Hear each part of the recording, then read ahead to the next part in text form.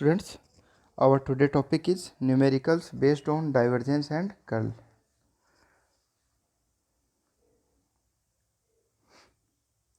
Students first numerical है। Students पहली चीज़ तो आपको देखो ये है कि इससे जो आज न्यूमेरिकल करा रहा हूँ उन न्यूमेरिकल्स का जो क्वेश्चंस आएंगे वो आपके आएंगे 20 मार्क्स का। एक क्वेश्चन जो होगा वो 20 मार्क्स का आएगा ही आएगा।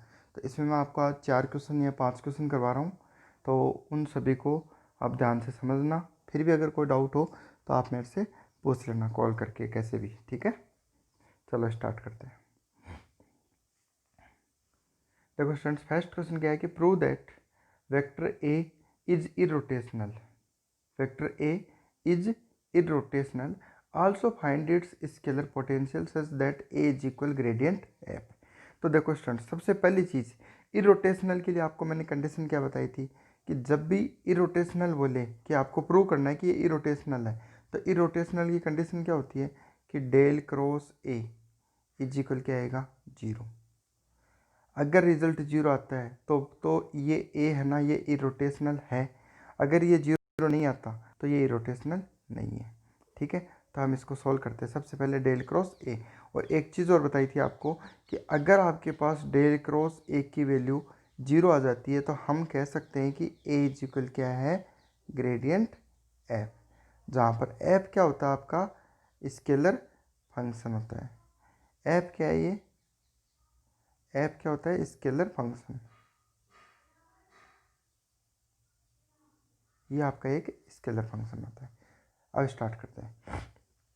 देखो सबसे पहले डेल क्रॉस ए निकालने के लिए आपको क्या पढ़ाया हुआ है, डेल क्रॉस ए के लिए आई जे के बताया हुआ है मेरा। तो देखो वही चीज़ करें हम, पहले आई जे के लिख दिया। डेल का मतलब डेल के कंपोनेंट क्या होते हैं, आई का कंपोनेंट क्या होता है, डेल अपॉन डेल एक्स, जे का डेल अपॉन डेल वाई, के का डेल अपॉन डेल जेड।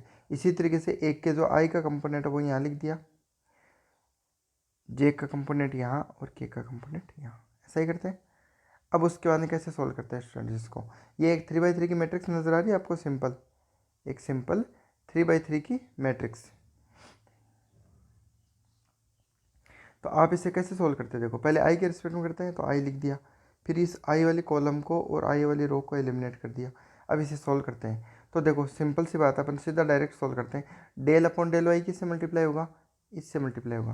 तो स्टूडेंट्स आप ये बताओ कि डेल अपॉन डेल वाई जब इस 3x(z)² माइनस वाई से मल्टीप्लाई होगा तो क्या वैल्यू आएगी, ये 3x(z)² तो क्या है, कांस्टेंट है पूरा, क्योंकि इसमें कहीं पर भी वाई नहीं है, तो ये क्या हो गया, जीरो। ठीक है, आगे वाले में आओ तो माइनस तो है ही है, वाई का डिफ्रेंसिएशन करोगे तो क्या आएगा, वन। तो आपने लिख दिया -1। ठीक है स्टूडेंट्स, अब आते हैं आगे। जब एक पार्ट सोल्व हो गया उसके बाद क्या करते हैं हम, पहले देखो मैं आपको बता देता हूँ। सबसे पहले आपने ये सोल्व कर लिया, अब ये करने के बाद में कौन सा करते हैं, माइनस साइन करके ये वाला सोल्व करेंगे। तो जब डेल अपॉन डेल जेड करोगे students, del upon del Z इससे मल्टीप्लाई करोगे तो पहला वाला पार्ट देखो आप 3x², तो 3x² में कहीं पर भी आपको जेड नज़र आ रहा है, नहीं आ रहा, तो क्या हो गया, कांस्टेंट। कांस्टेंट का डिफरेंशिएशन क्या होता है, जीरो। फिर आप करोगे माइनस जेड का, तो माइनस तो आएगा, जेड का क्या आएगा, 1, तो ये -1 आएगा। तो स्टूडेंट्स ये जो -1 है ना, पहले एक माइनस और होता है बीच में, देखो जब आप ये वाला पार्ट सोल्व करते हो ना उसके बाद में एक माइनस साइन लगा देते हो, एक माइनस साइन इसके अंदर आ गया तो ये -1 हो गया। ठीक है, चलो आगे चलते हैं। अब आते हैं माइनस जे करते हैं, फिर नेक्स्ट वाला क्या होता है, -j। अब जे वाले कॉलम को हटा दो और इस रो को हटा दो। अब क्या सोल्व करोगे, डेल अपॉन डेल एक्स को इससे मल्टीप्लाई करोगे तो आपको देखो पहली वैल्यू नज़र आ रही है 3x(z)², तो x का 1 हो जाएगा तो क्या बचेगा स्टूडेंट्स, 3z² बचेगा। ठीक है, फिर -y कांस्टेंट है, कांस्टेंट का क्या हो गया, जीरो, तो आपके पास पहली वैल्यू आ गई 3z²। फिर आप क्या करोगे स्टूडेंट्स, ये वाला सोल्व कर लिया।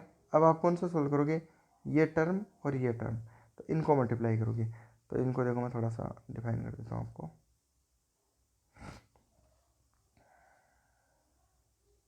ये तो सोल्व हो गया आपका।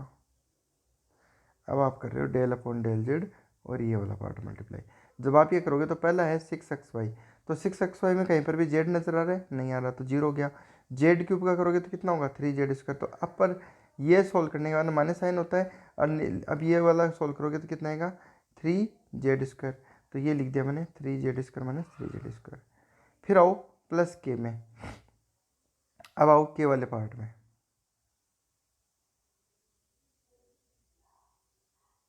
जब के वाला पार्ट सोल्व करेंगे स्टूडेंट्स तो इसको लेंगे, ये हटा देंगे, ठीक है। अब ये डेल अपॉन डेल एक्स जब इससे मल्टीप्लाई होगा तो एक्स स्क्वायर का 2x बनेगा तो कितना बनेगा 6x, और माइनस जेड का क्या हो जाएगा 0। अब उसके बाद में ये वाला पार्ट और ये वाला पार्ट सोल्व होगा, तो आपको खुद को देखो नज़र आ रहा है कि 6xy है तो y का करोगे 1 तो क्या बचेगा 6x। तो 6x से 6x कैंसिल आउट, 3z² से 3z² कैंसिल आउट, यहाँ -1 आ रही है, -1 से क्या हो गया +1, तो सारे कैंसिल आउट हो गए स्टूडेंट्स, तो क्या बचा 0। तो यही तो हमें प्रूव करना था कि डेल क्रॉस ए की वैल्यू क्या आएगी 0। डेल क्रॉस ए की वैल्यू 0 आ रहा है, इसका मतलब हम कह सकते हैं कि ए क्या आपका इरोटेशनल है, और अगर ये इरोटेशनल है तो हम लिख सकते हैं a is equal gradient f. Students मैंने आपको पहले भी बताया था कि जब भी आपके पास del cross a del cross b कुछ भी अगर 0 आ जाए तो वो जो वेक्टर है वो आपका इस तरीके से लिखा जा सकता है। ये चीज़ अपन ने पढ़ाई थी, अपन ने कंजर्वेटिव वेक्टर फील्ड पढ़ा था, तब भी ये चीज़ डिस्कस की थी, ठीक है। तो अब आपसे पूछा है कि स्केलर पोटेंशियल भी पूछा है इसका, तो हमने कह दिया देखो ए इज इरोटेशनल हो गया। टू फाइंड एफ यानी स्केलर पोटेंशियल निकालने के लिए हम क्या लिखेंगे ए इज इक्वल ग्रेडियंट एफ लिखेंगे। स्टूडेंट्स यहाँ से आपको बहुत अच्छे से समझना है, क्योंकि ये वाला जो पार्ट है ये आपको मेथड ऑफ इंस्पेक्शन बोलते हैं, तो इसलिए इसको अच्छे से समझना है। हमने जो कंजर्वेटिव वेक्टर फील्ड पढ़ा था वहाँ पर भी पढ़ा है और यहाँ पर भी पढ़ रहे हैं, और इसके मैं 1-2 क्वेश्चन और भी कराऊंगा आपको, ठीक है। देखो सबसे पहले हमने क्या लिख दिया स्टूडेंट्स, ए लिख दिया, सबसे पहले मैंने ए लिख दिया, ये ए हो गया, और इधर लिख दिया मैंने ग्रेडियंट टाइप, तो ग्रेडियंट टाइप ये होता है। अब उसके बाद में क्या किया स्टूडेंट्स, मैंने कंपेयर कराया कोफिशिएंट ऑफ आई जे के, तो इधर देखो आई का कोफिशिएंट क्या है डेल अपॉन डेल एक्स है, इधर आई का कोफिशिएंट क्या है ये वाला पार्ट है, तो देखो मैंने अलग से लिख दिया इसको डेल अपॉन डेल एक्स को। फिर del F upon del Y, del F upon del Y यानी जे का कोफिशिएंट है, तो जे का कोफिशिएंट इधर क्या है ये वाला पार्ट है, इसको मैंने अलग से लिख दिया, ठीक है। फिर के का coefficient del F upon del Z, इधर के का कोफिशिएंट कौन सा हो गया ये वाला पार्ट, तो इसको मैंने अलग से लिख दिया। उसके बाद में मैंने आपको टोटल डेरिवेटिव का फॉर्मूला बताया था स्टूडेंट्स, तो टोटल डेरिवेटिव का फॉर्मूला कौन सा था अपना, D F is equal del F upon del X D X. ये आपको याद होना चाहिए एनी टाइम, जैसे आपको ए बी सी डी याद रहती है ना, वैसे एनी टाइम आपको याद होना चाहिए टोटल डेरिवेटिव का फॉर्मूला इस टाइप के क्वेश्चन को सोल्व करने के लिए। अब देखो del f by del x की वैल्यू क्या थी, ये वैल्यू थी मैंने यहाँ लिख दी। Del F upon del y की value del F upon del y की जगह रख दिया। Del F upon del z की वैल्यू यहाँ पर रख दी, कर सकते हो इतना। उसके बाद में क्या किया स्टूडेंट्स, देखो ये इतना करने के बाद में मैंने क्या किया है कि इस डी एक्स को दोनों से मल्टीप्लाई कर दिया, तो देखो 6xy D X Z cube D X, फिर डी वाई है तो 3x² D Y minus Z D Y, D Z से क्या तो 3x² 3x z² D Z और माइनस वाई डी जेड, कर सकते हो यहाँ तक। अब उसके बाद में मेन चीज़ होती है स्टूडेंट्स यहाँ से इनका कॉम्बिनेशन बनाना, तो कॉम्बिनेशन को आपको बहुत ध्यान से समझना है कि मैं कैसे बना रहा हूँ, देखना आप। पहली चीज़ तो ये देखो स्टूडेंट्स यहाँ पर क्या आ रहा है डी एक्स आ रहा है और एक एक्स आ रहा है, ठीक है। अगर आपको स्टूडेंट्स कहे, एक बार मैं डायरेक्ट लिख के बताता हूँ पहले, फिर आपको सोल्व करने बताऊँगा। देखो मैं आपको अगर ऐसे लिख के दे देता स्टूडेंट्स कि डी ऑफ 3x² वाई, इसको आप सोल्व करो ऐसे बोल देता, तो आप क्या करते 3 को तो बाहर रखते पहले, यही करते, और x² वाई का करते u इंटू वी के फॉर्मूले से। तो स्टूडेंट्स x² का करते तो कितना होता 2x, फिर x का करते तो dx, और y पहले से पड़ा है यहाँ पे दिख रहा है आपको। फिर आप क्या करते प्लस, इस बार क्या करते x² को तो एज इट इज़ है ना, और y का करते तो dy, ऐसा ही करते u इंटू वी का फॉर्मूले से। अब अगर आप इसको सोल्व करो स्टूडेंट तो देखो कितना आएगा 3 इंटू 2 6, एक एक्स और एक वाई, तो आप लिखोगे 6xy और dx, ऐसा लिखोगे। फिर ये 3 अगर अंदर मल्टीप्लाई करेंगे इस आगे वाले से भी, तो आपके पास बनेगा 3x² dy। बताओ इतनी बात समझ में आई क्या स्टूडेंट्स। मैंने इस D of 3x² D of 3x² Y का u इंटू वी से किया, तो इस एक्स स्क्वायर को तो मान लिया मैंने u और इस y को मान लिया मैंने v। तो मैंने u का पहले किया, तो एक्स स्क्वायर का करूँगा तो कितना हुआ 2x, फिर x का करूँगा तो dx, y को क्या रखूँगा एज इट इज़, फिर प्लस इस बार एक्स स्क्वायर को एज इट इज़ किया, y का किया तो कितना हो गया dy हो गया। बताओ समझ में आया क्या? जब मल्टीप्लाई किया तो ये पार्ट आया। तो क्या आपको ये 6xy dx नज़र आ रहा है क्या स्टूडेंट्स? ये रहा 6xy dx, ठीक है। और 3x² dy कहाँ है? 3x² dy भी दिखा देता हूँ आपको, ये रहा, दोनों नज़र आ रहे होंगे 6xy dx और 3x² dy, ठीक है। तो इनको मैंने एक पास पास में लिख दिया है यहाँ पे, देखो लिखने के बाद मैं क्या इनको ऐसे लिख सकता हूँ, अभी बताया आपको। इसको सोल्व करनी है, डी ऑफ 3x² वाई को सोल्व किया तो ये आया था नहीं आया था, ठीक है।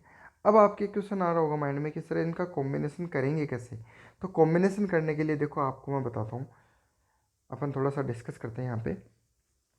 देखो यहाँ पहली टर्म को देख लो आप, क्या लिखा हुआ है 6xy dx, ठीक है। अब यहाँ पर 6y से मतलब नहीं है अपने को, आप ये सोचो कि ये x dx कैसे बना होगा। ये x dx जो बना है ये कैसे बना होगा? x ओनली x कब बच सकता है कोई भी डिफ्रेंसिएशन में? तब बच सकता है जब कोई एक्स स्क्वायर हो जिसका हमें डिफ्रेंसिएशन करने के लिए बोले, तो हम बोलेंगे कि 2x dx हो गया। बताओ बोलेंगे नहीं बोलेंगे? तो क्या मैं इस 6xy dx जो है, क्या मैं इसे ऐसे लिख सकता हूँ क्या, 3 इंटू 2x dx, और एक y था वो y यहाँ लिख दिया। बताओ लिख सकते हो क्या? अब ये सोचो आप कि देखो 2x dx कैसे बन सकता है जब अपने पास कोई एक्स स्क्वायर हो, ठीक है। बात समझ में आ रही है? अब पास में क्या आ रहा है, y आ रहा है तो y को लिख दो, और 3 आ रहा है तो 3 को लिख दो, बस इतना सा काम करना आपको। देखो 2x dx किससे बना? एक्स स्क्वायर होता कोई तो उस एक्स स्क्वायर का डिफ्रेंसिएशन कितना होता, 2x होता, और x का कितना होता, dx होता। तो 2x dx किससे बना? एक्स स्क्वायर के डिफ्रेंसिएशन से बना। बात समझ में आ रही है? तो मैं बस इतना ही करूँगा, इसको ऐसे लिख दूंगा डी ऑफ 3, तो पहले से पड़ा है एक्स स्क्वायर लिख दिया, और वाई पहले से पड़ा है तो 3x² वाई कर दिया। अब ऐसा करने से क्या हुआ स्टूडेंट्स, देखो आपने एक पार्ट तो सोल्व कर लिया, यानी आपने एक्स स्क्वायर का तो सोल्व कर लिया। अब दूसरा पार्ट भी ढूंढना होगा। दूसरा पार्ट क्या होता? दूसरा पार्ट होता, देखो मैं थोड़ा सा इसको यहाँ पर समझाता हूँ स्टूडेंट्स आपको, ब्लैंक पेज पे अपन अच्छे से डिस्कस करेंगे, क्योंकि ये समझना बहुत ज़रूरी है। अगर एक बार समझ लिया ना तो आगे वाले क्वेश्चन में सब में आप खुद ही कर लोगे। देखो क्या लिखा हुआ है अपने पास, 6xy dx, और एक टर्म आगे जाके कहीं पर ये भी है, ये भी मिली थी अपने को 3x² dy। कॉम्बिनेशन करना बता रहा हूँ, जैसे बीच में और भी टर्म्स थी तो अपन कॉम्बिनेशन कैसे करते हैं वो समझने के लिए। तो आपको मैं ये कह रहा हूँ कि आप बस एक टर्म को छांटो यहाँ से। आपको पहली टर्म देखो, इस टर्म में आपको नज़र आ रहा है एक x और एक dx, तो x dx किसका बच सकता है? एक्स स्क्वायर का बच सकता है। एक्स स्क्वायर का क्या होता है डिफ्रेंसिएशन? 2x dx होता है, ठीक है। अब 2x dx हो गया तो बचा क्या है स्टूडेंट्स? तो x dx तो हो गया स्टूडेंट्स, उसको देखो इस तरीके से तोड़ दिया हमने, 2x dx, एक्स स्क्वायर का डिफरेंशिएशन क्या हो गया, 2x dx हो गया। और 6 को क्या मैं ऐसे लिख सकता हूँ, 3 × 2, तो 3 × 2 क्या हो गया 6 हो गया, और एक क्या बच गया अपने पास y, ठीक है। तो यही तो चीज़ लिखी हुई है ऊपर, अगर यहाँ देखें तो यही तो लिखी हुई है, ठीक है। तो मैं क्या करूँगा कि एक्स स्क्वायर मेरे पास आ गया, एक्स स्क्वायर का मतलब क्या हो गया 2x dx हो गया। तो इस एक्स स्क्वायर के पास में क्या चीज़ बची, यानी ये तो इसका एक्स स्क्वायर का डिफरेंशिएशन हो गया, इसके पास क्या बचा 3y बचा, तो मैं लिख दूंगा 3y। अब जैसे ये 3y लिखूंगा ना तो आपको समझ में आएगा कि ये बन गया डी ऑफ 3x² y, जिसको आपने सोल्व करने पर u इंटू वी से किया तो एक्स स्क्वायर का क्या हुआ 2x, तो आपने लिखा 6xy dx, ये तो एक टर्म हो गई। फिर दूसरी बार क्या करोगे आप, 3x² को तो एज इट इज रखोगे, तो y का करोगे तो क्या बनेगा dy बनेगा। तो स्टूडेंट्स वही मैं कह रहा हूँ कि इन दो टर्म को जोड़ा ना अपन ने, तब जाके अपने को एक टर्म बने, ठीक है। अगर किसी को नहीं समझ में आया तो आप ये मान के चलो कि इसको मैं दोबारा से एक दूसरे तरीके से और बता देता हूँ। अगर किसी को इस तरीके से समझ में नहीं आया है तो देखो एक चीज़ और हो सकती है इसमें कि स्टूडेंट्स, अगर आपको ये चीज़ न देखे, सिंपली ये दिया होता कि 3x² y d/dt और 3x² y लिखा हुआ है, तो आप क्या करते, u इंटू वी से करते तो 3y को तो एज इट इज़ रखते, x² का करते तो 2x करते, और x का करते तो dx/dt लिखते, यही करते। u इंटू वी के फॉर्मूले से करते तो 3y को तो एज इट इज़ रख लिया, ठीक है, x² का किया तो 2x और dx का किया तो dx/dt, फिर प्लस इस बार क्या करोगे 3x² को तो एज इट इज़ और y का करोगे तो क्या लिखोगे dy/dt। फिर मैंने आपको बताया था dt से कैंसिल आउट करोगे तो आपको दिखेगा d/3x² y is equal 3 into 2 6xy dx plus 3x² dy, ये दिखेगा। तो यही चीज़ तो है स्टूडेंट्स ये दोनों, लेकिन ये चीज़ तो आप इजीली कर सकते हो अब, है ना। लेकिन अब आपको ये नहीं, इसको उल्टा समझना है कि जो लिखा हुआ है ना उसको डिफरेंशिएशन में बदलना है। ये चीज़ सिखा रहा हूँ स्टूडेंट्स मैं आपको, ठीक है। तो हमने देखो अब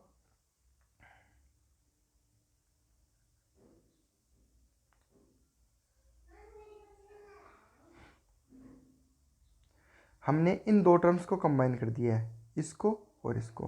क्यों किया, देखो इसमें तो 3x² दिख रहा है, ठीक है, और y का क्या हो गया dy, तो आप सिंपली लिख सकते हो कि ये 3x² y था कोई, तो इसका u इंटू वी से किया तो इस u को तो एज इट इज लिखा, y का क्या तो क्या हुआ dy हो गया, समझ गए। और फिर दूसरी बार वाले में क्या करेंगे, 3y को तो एज इट इज रख लेंगे, x² का करेंगे तो 2x, तो ये 6xy dx हो जाएगा। तो ये दोनों टर्म को क्या कर दिया, जोड़ दिया। ये बनाना सीखो आप स्टूडेंट्स।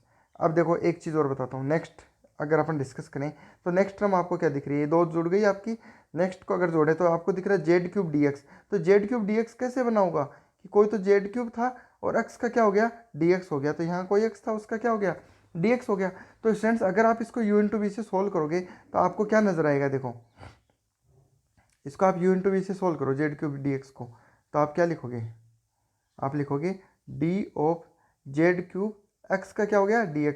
तो आप इसे अगर सोल्व करोगे तो ऐसे लिखोगे कि पहले तो z³ को एज इट इज रख लिया, x का किया तो dx, फिर प्लस इस बार x को तो एज इट इज रख लोगे, z³ का करोगे कितना होगा 3z², फिर z का करोगे तो dz। तो आपको अपने आप ही नजर आ जाएगा, देखो 3xz², ये रहा 3xz² dz। तो ये दोनों टर्म अपने आप ही क्या हो जाएंगे, ऐड हो जाएंगे। तो इन दोनों को ऐड करके यहाँ लिख दिया, और इन दोनों की वैल्यू क्या होगी, कंबाइन करके ये वैल्यू होगी। बात समझ में आ रही है कि स्टूडेंट्स क्या बताना चाह रहा हूँ मैं। चलो आगे और देखते हैं। नेक्स्ट वैल्यू देखो, आपको यहाँ ये टर्म यूज हो गई, ये हो गई, ये हो गई और ये हो गई। अब बच्ची कौन सी टर्म, दो टर्म बची हैं, इनको समझो। देखो पहली टर्म को देखो, आपको क्या नजर आ रहा है, एक तो माइनस नजर आ रहा है, तो मैं माइनस लगा दूँ डी के अंदर लिखने के लिए, एक तो माइनस हो गया। अब आपको जेड तो अपनी जगह नजर आ रहा है, डी वाई किसका हो सकता है, कोई वाई था उसी का, तो क्या हुआ है डी वाई, तो मैंने लिख दिया लो वाई, बस हो गया काम। देखो इसका u इंटू वी से करो, इसको u इंटू वी से करो, तो क्या लिखोगे माइनस जेड को एज इट इज वाई का डी वाई कर दिया। फिर दूसरी बार क्या करोगे, माइनस वाई को एज इट इज रखोगे और जेड का करोगे तो डी जेड। तो बताओ दोनों टर्म जुड़ गई नहीं जुड़ी, ठीक है। तो बस ऐसे ही इनको कंबाइन करके लिख दिया, बहुत ईजी है एकदम स्टूडेंट्स, आप एक दो बार प्रैक्टिस करोगे तो सारे क्वेश्चन कर सकते हो।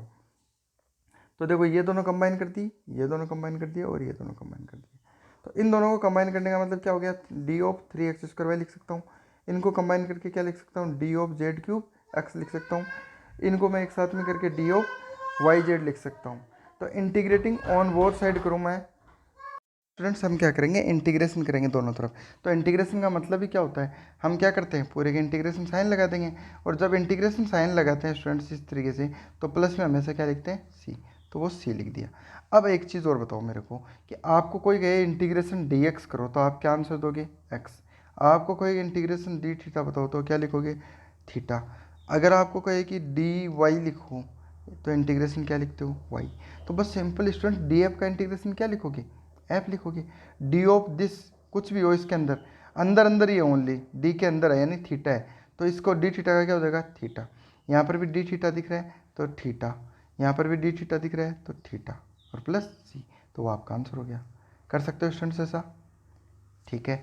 अगर आपको नहीं समझ में आया तो वीडियो को बैक करके दोबारा से समझना है स्टूडेंट्स, फिर भी अगर कोई दिक्कत आई तो आप मेरे से पूछ लेना, ठीक है स्टूडेंट्स। आगे चलते हैं। पहला क्वेश्चन हुआ है अभी स्टूडेंट्स। और मेरे को जहाँ तक लग रहा है ये वीडियो आज काफ़ी लंबा बनेगा, अपना 20 मिनट हो चुके हैं, तो ये काफ़ी लंबा बनने वाला है कि अभी एक क्वेश्चन हुआ है, 4 क्वेश्चन है ऐसे। नेक्स्ट क्वेश्चन देखो स्टूडेंट्स, नेक्स्ट क्वेश्चन भी बहुत इंपॉर्टेंट है, कम से कम 3 या 4 बार रिपीट हुआ हुआ क्वेश्चन है ये। देखो इसका पहला पार्ट देखते हैं। पहला पार्ट क्या लिखा हुआ है स्टूडेंट्स, डाइवर्जेंस ऑफ आर की पावर एन वेक्टर आर, ये आपको सॉल्व करवाया है।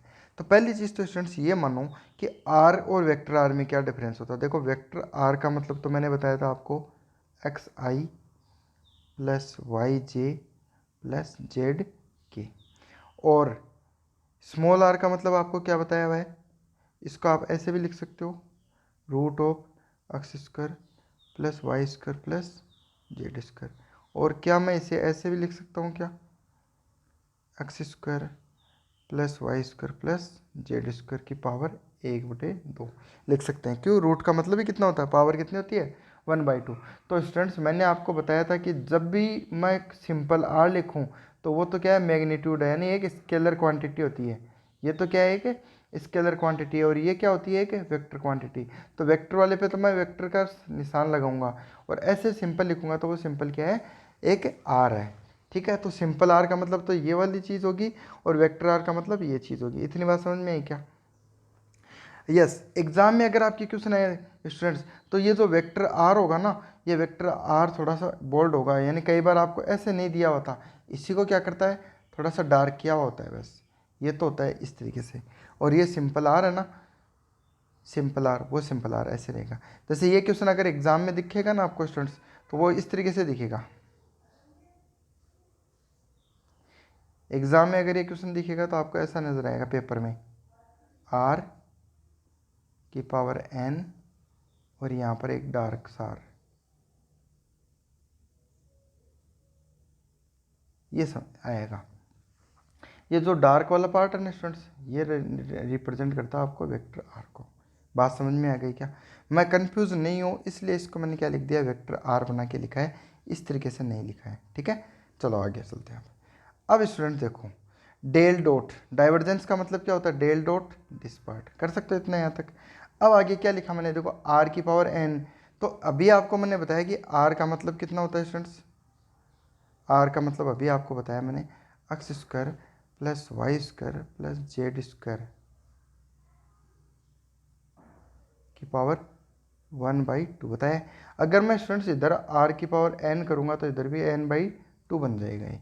ठीक है, तो पहली चीज़ तो ये नज़र आ रही है क्या, X square plus Y square plus Z square की पावर n/2, ये तो वैल्यू किसकी होगी, आर की पावर एन की। फिर वेक्टर आर, वेक्टर आर अभी आपको बताया क्या होता है, एक्स आई प्लस वाई जे प्लस जेड के। बताओ स्टूडेंट्स, यहाँ तो कोई दिक्कत नहीं है।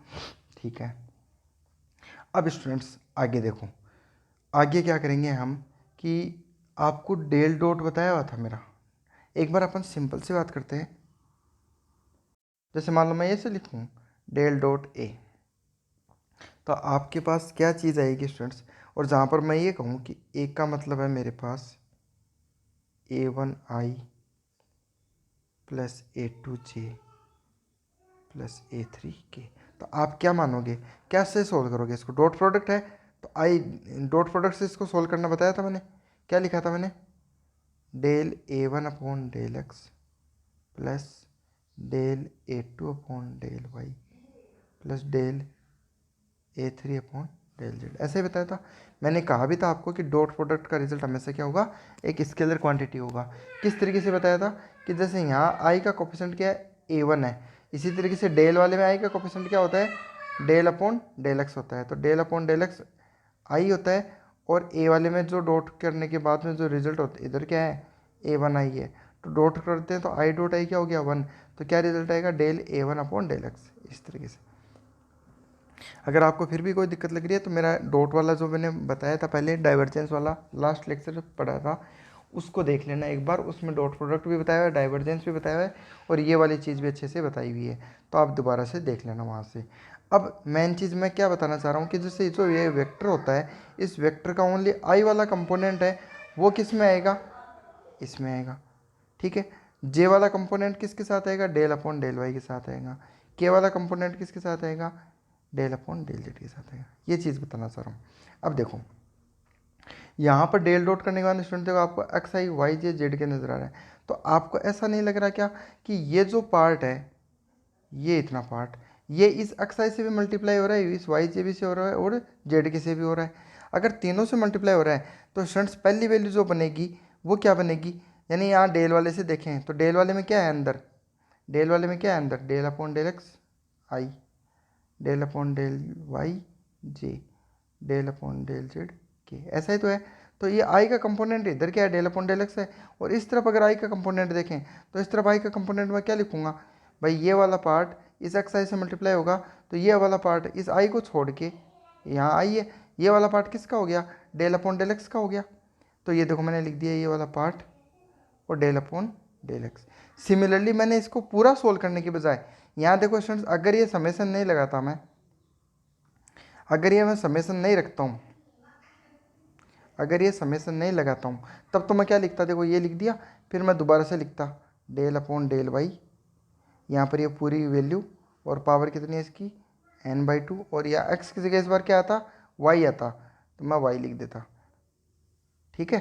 फिर plus del upon del Z, ये पूरी वैल्यू ये वाली, ये पूरी वैल्यू और इसकी पावर n/2 लिखता, जेड के से क्या लिखता जेड लिखता।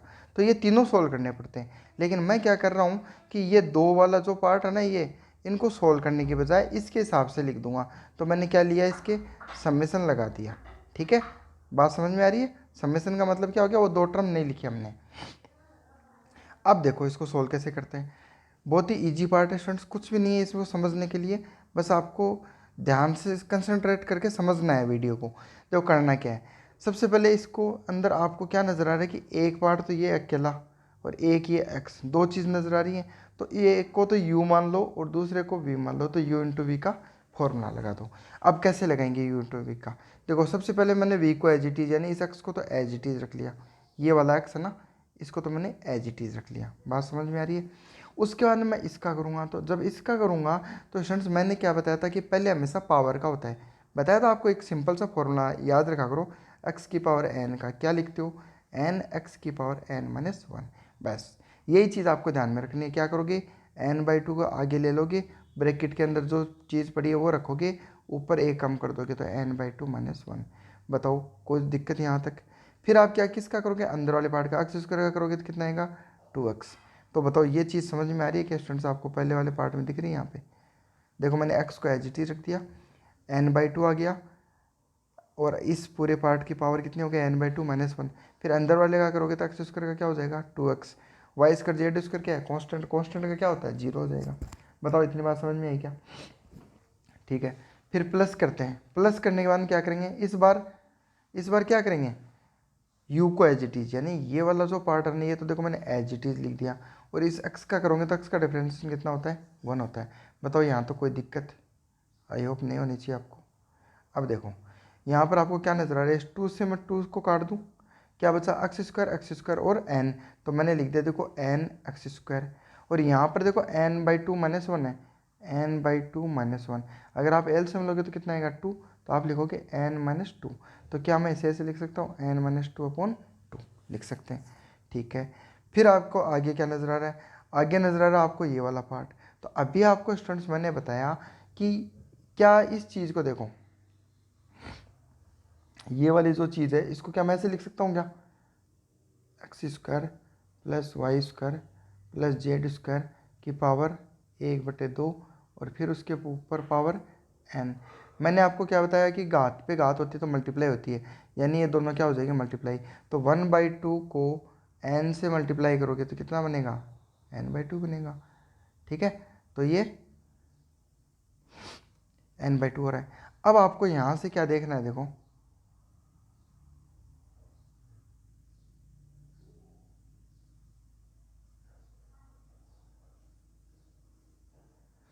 यहाँ से आपको क्या देखना है, एक सिंपल सी चीज़ देखनी है, ये वैल्यू किसकी है, ये वैल्यू है आर की, पावर क्या आ रही है एन आ रही है, तो आर की पावर एन लिख दिया। बताओ कोई दिक्कत नहीं होनी चाहिए। सिमिलरली स्टूडेंट्स मैं क्या करूँगा, सिमिलरली मैं क्या करूँगा कि यहाँ पर आपको क्या नज़र आ रहा है, ये वाला जो पार्ट है इसकी पावर देखो एक 1/2 भी नज़र आ रही है, तो मैं इसको दो टुकड़ों में तोड़ दूँ, X square plus Y square plus Z square की पावर 1/2 और उसकी पावर कितनी आ रही है n-2। बताओ कर सकता हूँ, घात पे घात होती है मल्टीप्लाई होती है, अभी आपको बताया मैंने। देखो 1/2 को अगर मल्टीप्लाई करोगे n-2 से, ताकि आप इसे ऐसे लिख सकते हो n-2/2 लिख सकते हैं इजीली, मल्टीप्लाई तो किया है। तो हमने क्या किया स्टूडेंट्स, ये अभी जो बताया आपको एक्स स्क्वायर प्लस ये X square plus Y square plus Z square की पावर 1/2, ये क्या होता है, ये आर होता है, और आर के ऊपर पावर कितनी है n-2, तो n-2। तो ये बताओ, ये बात समझ में आई क्या, यहाँ तो कोई दिक्कत है? तो आपने नोटिस किया कि इस पार्ट को मैं क्या लिख सकता हूँ, आर की पावर n लिख सकता हूँ। ये वाला जो पार्ट है इसको मैं लिख सकता हूँ 1/2 को तो आप कट कर दिया करो, 1/2 को तो आर में शामिल हो जाएगा, ऊपर क्या बचा वो देखा करो। जैसे इसमें 1/2 तो शामिल हो गया आर में, बचा क्या n। इसी तरीके से 1/2 तो शामिल हो गया आर में, क्या बचा n-2, तो आर की पावर कितनी हो गई n-2, यहाँ हो गई आर की पावर n। बताओ इतनी बात समझ में आई क्या स्टूडेंट्स? अब आगे हम बहुत ही इंपॉर्टेंट बात समझने जा रहे हैं। देखो स्टूडेंट्स, ये जो चीज़ आपने सोल्व की ना, ये कब आंसर आया, जब आपने only del upon del X लिया। अगर स्टूडेंट्स आप डेल अपॉन डेल एक्स के बाद नेक्स्ट वैल्यू में क्या आता, डेल अपॉन डेल वाई आता, तो डेल अपॉन डेल वाई आएगा, तो इस पार्ट में आपको जहाँ जहाँ एक्स नजर आ रहा है ना, वहाँ पर क्या आता, वाई आता। तो देखो आप इजीली समझो, अगर मैं इस समेशन को हटा दूँ तो मैं क्या लिखूंगा कि ये तो मेरा डेल अपॉन डेल एक्स वाली वैल्यू है ना।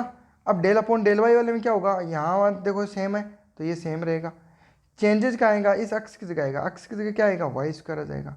फिर तीसरी वैल्यू लेंगे जेड वाली, तो ये देखो ये आपका एक पार्ट हो गया है, ये डेल अपॉन डेल वाई को सोल्व करने पर आएगा।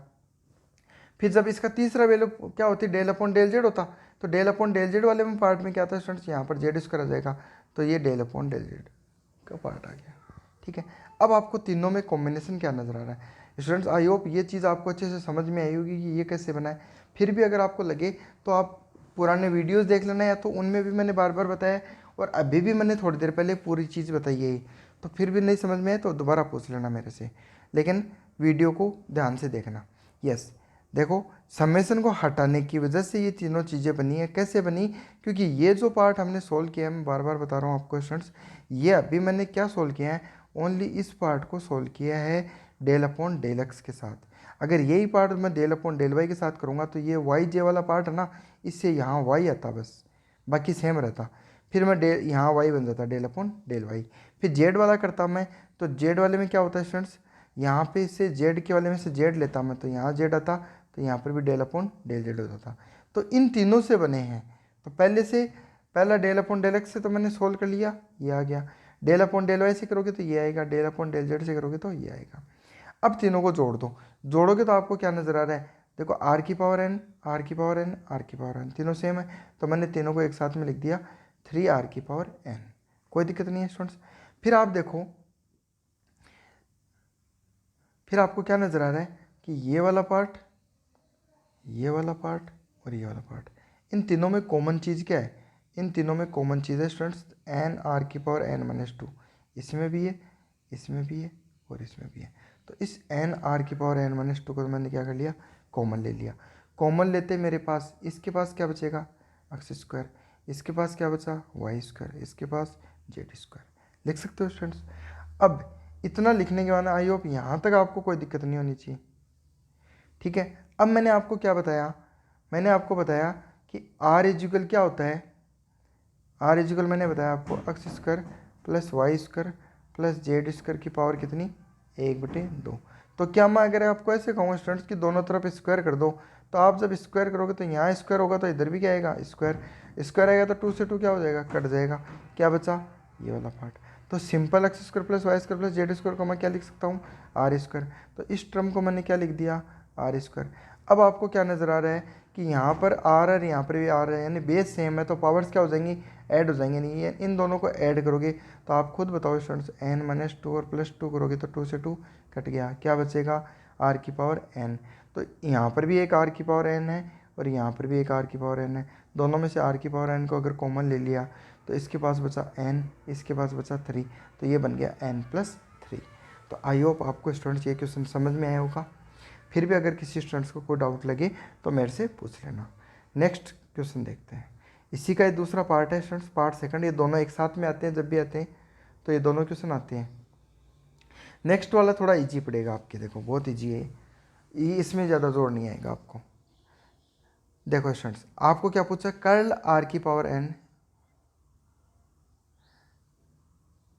कर्ल आर की पावर एन और वेक्टर आर। अभी आपको बताया स्टूडेंट्स, आर की पावर एन को क्या लिख सकता हूँ मैं, X square plus Y square plus Z square की पावर एन बाई टू। क्यों, क्योंकि आर के अंदर एक तो आर का मतलब ही क्या हो गया कि ये जो X square plus Y square plus Z square होता है, ये बताया था, और पावर कितनी होती है 1/2। अगर मैं यहाँ पावर एन करूँगा तो यहाँ पर भी क्या हो जाएगी, एन हो जाएगी, तो ये n/2 बन जाएगा। तो इस r की पावर n को मैं क्या लिख सकता हूँ, ये पार्ट, तो ये लिख दिया मैंने। फिर वेक्टर r को क्या लिख सकता हूँ, एक्स आई प्लस वाई जे प्लस जेड के। ये चीज़ मैं बार बार इसलिए बता रहा हूँ कि ताकि आपको याद हो जाए स्टूडेंट्स, अदरवाइज इतना बताने की जरूरत नहीं होती है इसमें। अब देखो डेल क्रॉस लिखा हुआ है, तो डेल क्रॉस का फॉर्मूला आपको बताया स्टूडेंट्स, क्या करते हैं, आई लगाते हैं, जे लगाते हैं, के लगाते हैं। डेल का मतलब del upon del X, del upon del Y और डेल अपॉन डेल जेड। ये कंपोनेंट किसके, आई जे के कंपोनेंट है इस डेल के। डेल एक्चुअल में क्या होता है, ऐसा होता है डेल अपॉन डेल एक्स,